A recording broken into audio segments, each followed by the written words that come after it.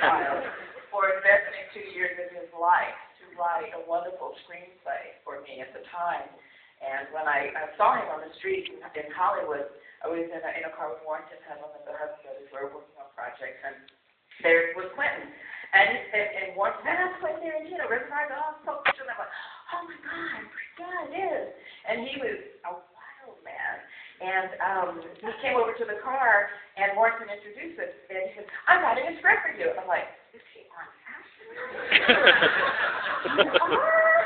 Really? You know what? Yeah, you're Pam Grier. Okay. All right. What else he knows about me? Because I'm going to send you the script. I'm going to send you. You know how that time you talk to books when we were, oh my God, you have energy. That's like at least 8 cups of espresso in the morning just to understand what he's saying. And so it comes in the mail with 44 cents due.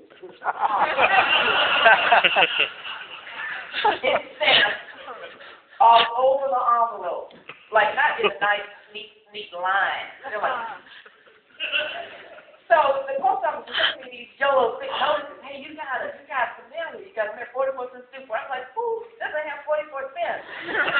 From Los Angeles. Okay. I open it and it says Q Tarantino. Okay. I open it and there is Jackie Brown. I'm going, oh my God. This is how long ago has been sitting at the post office? For 3 weeks? So Quentin's been pacing back and forth. He says, I didn't read it or I just didn't like it.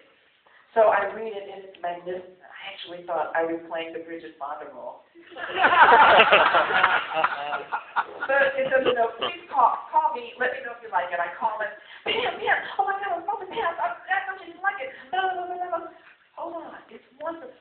I mean, the story, the shifting, the story turning points, the magic of it, it's just, I want what you're smoking. And he goes, oh, wow, do you like it? Because we're going to do it. If you like it, we're going to do it. Would you like it? I do. I love it. I said, so which role do I play? He said, Jackie Brown. And maybe not. Because he was thinking, maybe I'm that dense. And I said, Jackie Brown, please? He said, yeah, you're Jackie Brown. This is my Foxy Brown. And I was so humbled by that.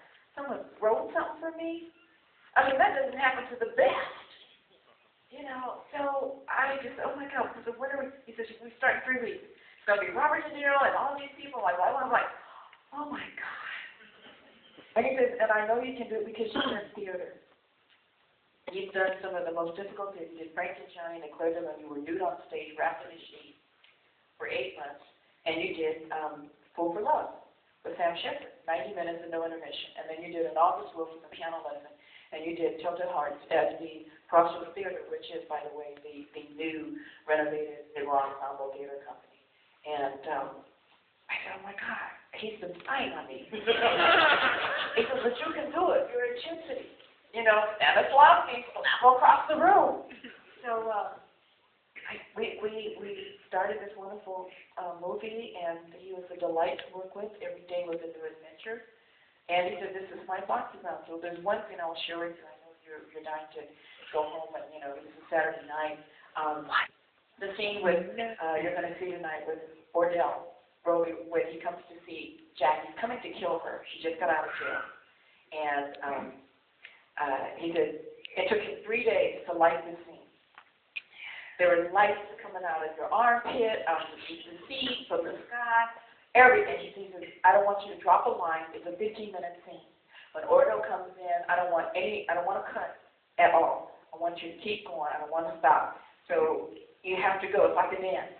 He comes in, I back up to the door, then I go over to the purse. He's looking out the window to see who's going to hear me when I die. I have to get the lighter out of the cigarette, the purse, to light the cigarette, turn around, put the gun in my skirt, and walk over to the breakfast plate and go to the kitchen. They're like, prom hell. Hit your mark, hell. And like, oh my, in the dark. We literally shot some of the scene in the dark, and we had a glowing like Tang or some your fluorescent orange juice. Don't drink that now. So, he said, this is my Foxy Brown. I'm sure that like the teams back in the day that we didn't have the economy, the production to do a lot of post work. So they were just long rambling things. And you would see a light and see somebody back out of the hallway. You know, that's how we shot then. It was, we didn't have the budget really, you know, when coffee, I think, cost $600,000 to make, and Foxy Brown, it cost $800,000, $900,000 to make, and they both grossed like $12 million, something like that. So that was a lot of money then. But everyone had, you know, we had a great time. And Quentin, he just, he said, this is how I want to do it. I want to do it like I would the 70s, because he loves those. Well, you seem to be unstoppable. What you have next is